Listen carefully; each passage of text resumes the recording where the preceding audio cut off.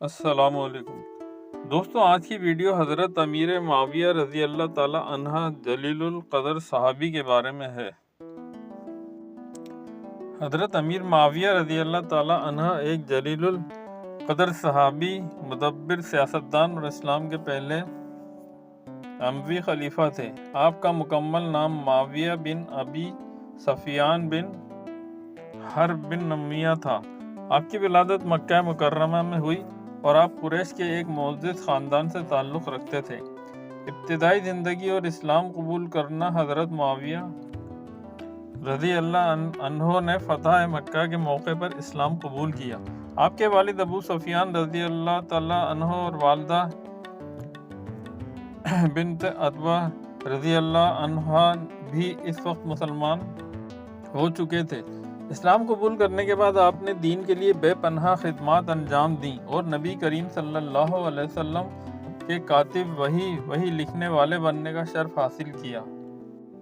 خلافت کا قیام: حضرت عثمان رضی اللہ تعالیٰ عنہ کے دور خلافت میں آپ شام کے گورنر مقرر ہوئے اور اپنی انتظامی صلاحیتوں اور عدل و انصاف سے وہاں کے لوگوں کے دل جیت لیے۔ حضرت علی رضی اللہ تعالیٰ عنہ کی شہادت کے بعد 41 ہجری میں صلح حسن کے نتیجے میں حضرت حسن رضی اللہ تعالیٰ عنہ نے خلافت سے دستبرداری اختیار کی اور حضرت معاویہ رضی اللہ عنہ تمام مسلمانوں کے متفقہ خلیفہ بنے۔ اس سال کو تاریخ میں عام الجماعت یگانگت کا سال کہا جاتا ہے۔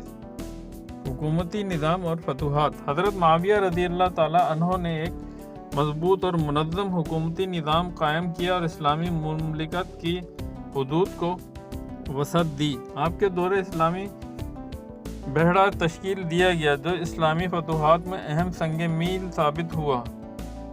قسطنطنیہ موجودہ استنبول پر حملہ بھی آپ کی قیادت میں کیا گیا۔ خصوصیات اور شخصیت: حضرت معاویہ رضی اللہ تعالیٰ عنہ ایک انتہائی دانا، صابر اور دور اندیش حکمران تھے۔ آپ کا طرز حکمرانی عدل و حکمت پر مبنی تھا۔ آپ نے مختلف قبائل اور گروہوں کو اتحاد کے دھاگے میں پرو دیا اور اسلامی ریاست کو اندرونی اور بیرونی فتنوں سے محفوظ رکھا۔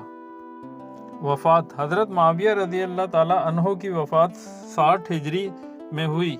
آپ کا دور حکومت اسلامی تاریخ کا ایک اہم اور قابل تقلید حصہ ہے۔